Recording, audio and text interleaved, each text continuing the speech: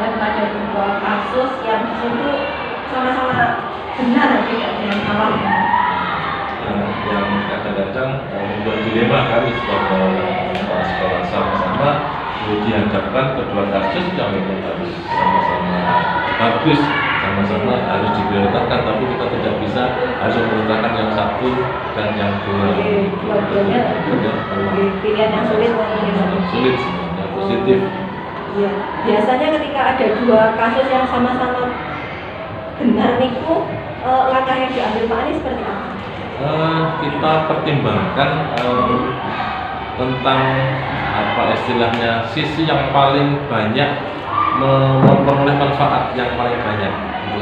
Itulah yang membuat kami harus minta beberapa pertimbangan dengan bantuan paling tidak dengan wakil kepala sekolah atau teman-teman yang mengurusi di bidang itu.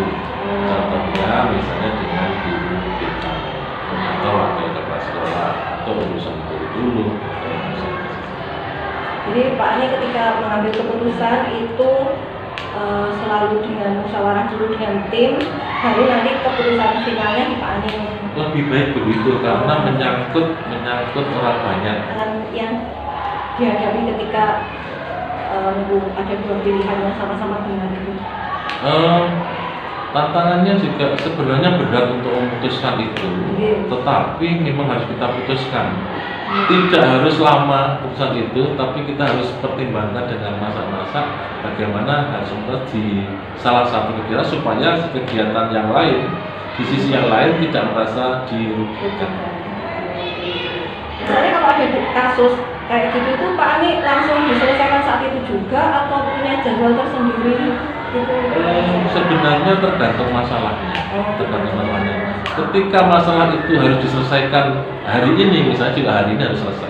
Ketika memang harus diselesaikan ada jeda beberapa waktu, kita selesaikan beberapa waktu. Mengidentifikasi kasus kalau ini hanya bujukan moral antara benar salah atau ini benar-benar kasus dilema etika. Nah itu biasanya Pak Ani menggunakan strategi apa untuk mengidentifikasi? Untuk strategi itu kita mengacu pada aturan yang ada. Ketika kegiatan atau masalah itu ada di aturan, berarti kita harus mengacu di aturan itu. Tetapi ketika tidak ada di aturan, berarti itu harus kita kesampaikan dulu. Ini hanya rujukan moral. Terakhir nih Pak Ani, kira-kira pembelajaran yang dapat diambil dari Pak Ani ketika menyelesaikan dilema etika itu apa Pak Ani? Etika itu mempengaruhi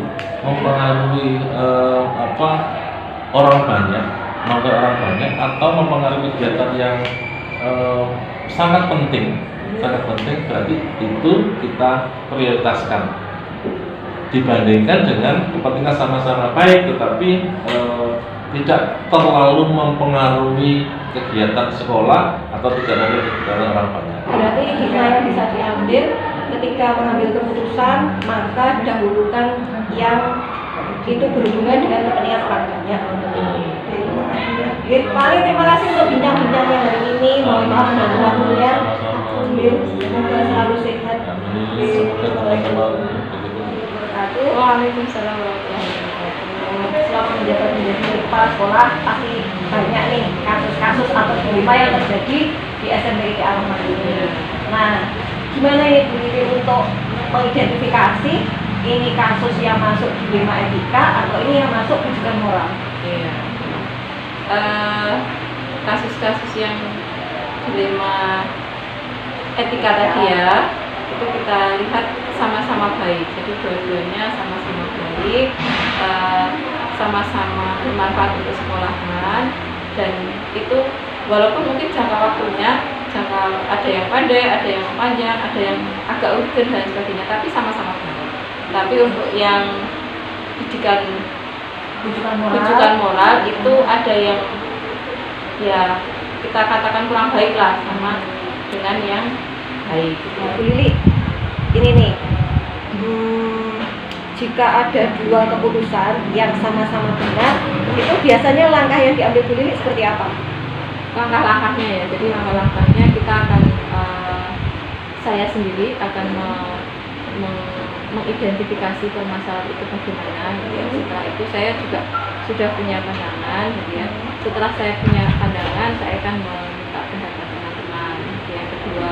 Yang kedua saya akan meminta pendapat teman-teman dengan kasus yang seperti ini bagaimana untuk mencari permasalahan. Langkah yang paling efektif ketika menyelesaikan problema yaitu etika itu yang seperti apa ya? Yang bersama teman-teman. Karena kalau hanya berdasarkan pemikiran saya gitu ya, karena memang orang itu kan ada objektif, ada yang subjektif gitu ya, kadang tidak adil dan sebagainya. Tapi kalau sudah beberapa pemikiran orang itu kan banyak pertimbangan. Ketika mengambil keputusan yang berdasarkan dilema etika ini, tantangannya apa saja Bu Lili yang dirasakan? Ya, tantangannya yang pertama dari membawa kasus ya, jadi dua-duanya kasus merasa itu penting gitu ya. Dari situ kita memang harus tegas gitu ya, kita harus tegas menentukan mana yang memang benar-benar urgent. Nah, sama-sama pentingnya, tapi itu masih bisa dilaksanakan dalam beberapa bulan atau beberapa tahun ya. Mungkin kita akan kesampingkan dulu ya. Kita jalan. Berarti untuk menyelesaikan kasus dilema etika itu biasanya Bu Lili punya jadwal sendiri atau secara spontan Iya, langsung diselesaikan? ada jadwalnya, jadi ada sesuai dengan prosedur lah seperti itu.